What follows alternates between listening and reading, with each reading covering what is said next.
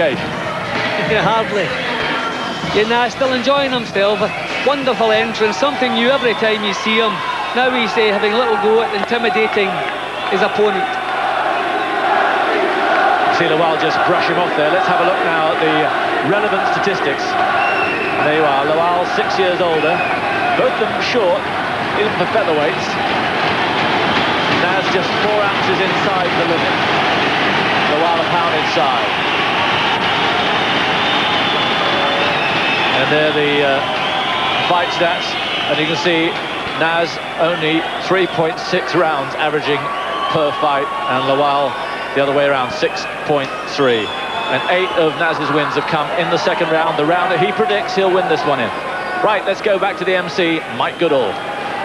Ladies and gentlemen, this contest is sanctioned and conducted under the rules of the World Boxing Organization, whose president, Senor Francesco Valcarcel, is at ringside with supervisor John Montana from Arizona. The British Boxing Board of Control supervisor is Mr. Simon Block, and the steward in charge, Mr. Brian McAllister. The timekeeper at the bell, Mr. Jim Russell of Glasgow, and the judges at ringside, appointed by the WBO, Mr. Louis Pavon from Puerto Rico, Mr. Jose Rivera from Puerto Rico, and Mr. William T. Connors from the United States of America. And in charge of tonight's action, officiating in his 126th contest, and refereeing this evening, Mr.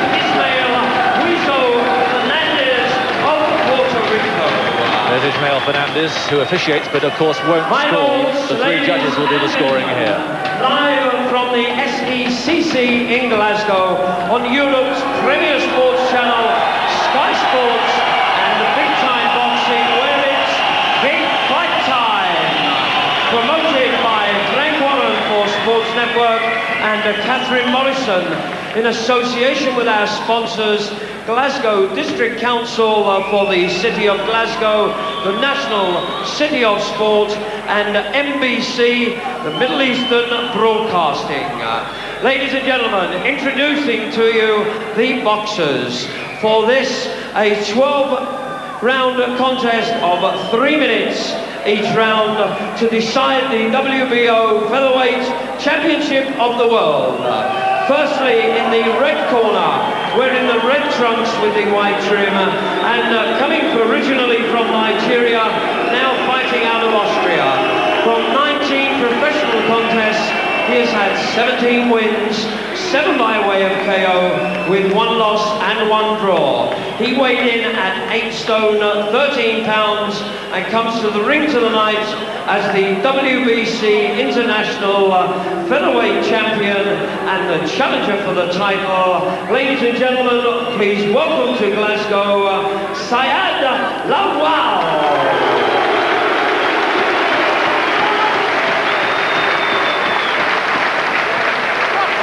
Across the ring, ladies and gentlemen, in the blue corner, wearing the leopard and coming from Sheffield and Vienna. In 20 professional contests, he is undefeated. 18 wins by way of KO. He weighed in at 8 stone, 13 pounds and 12 ounces. He is Britain's most exciting fighter and the current WBO Featherweight Champion of the World, making the first defense of his title.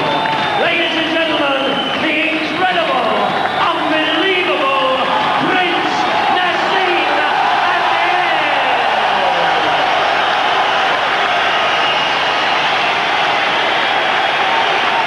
And now, ladies and gentlemen, the referee for the contest, Mr. Wizo Fernandez, will give his instructions to both boxers. Dead right, he's the most exciting. How good he is, we still don't exactly know. Maybe we'll know a little bit more tonight. Well, now is the time for Lawal to meet him eyeball to eyeball, and he still has not been prepared to do that. He's refused to meet Naz's gaze all the way through the introductions. So now we'll find out if indeed he is intimidated. It's been some build-up.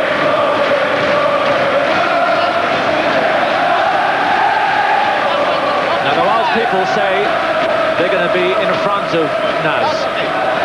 Take the fight to him.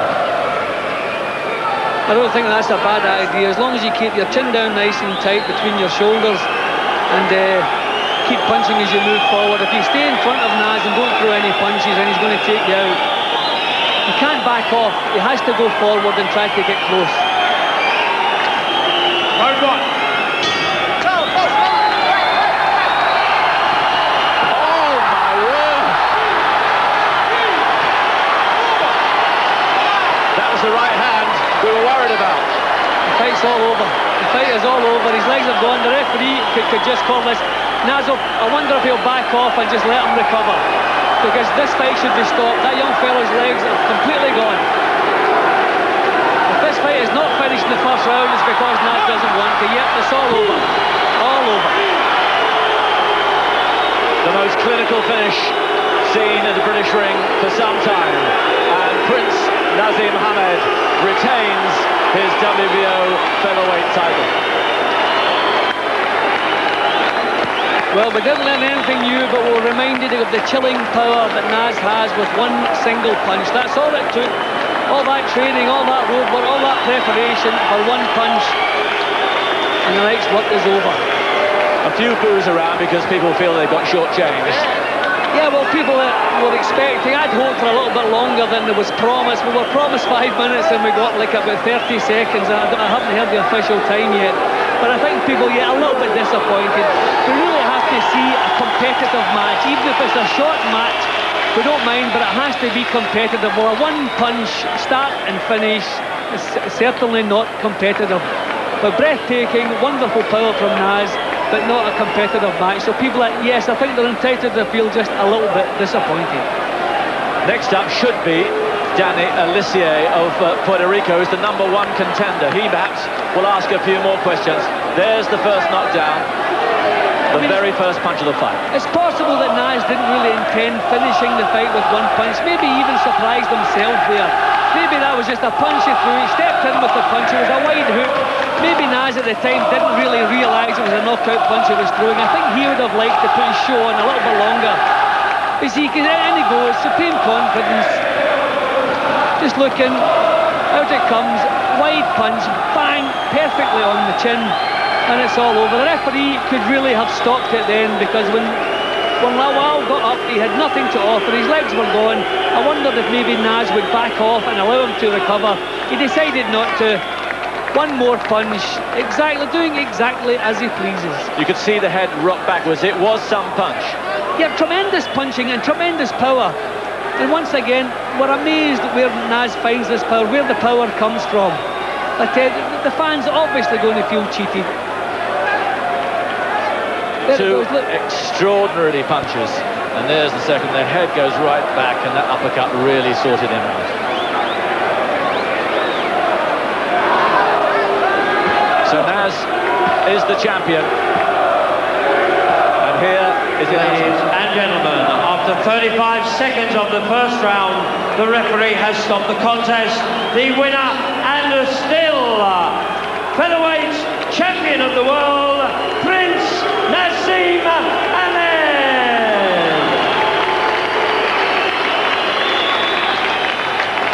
So Naz seems happy enough. A job done in spectacular fashion. 2 ruthless right-hand punches. And he's still the champion. We'll be talking to the man right after this break.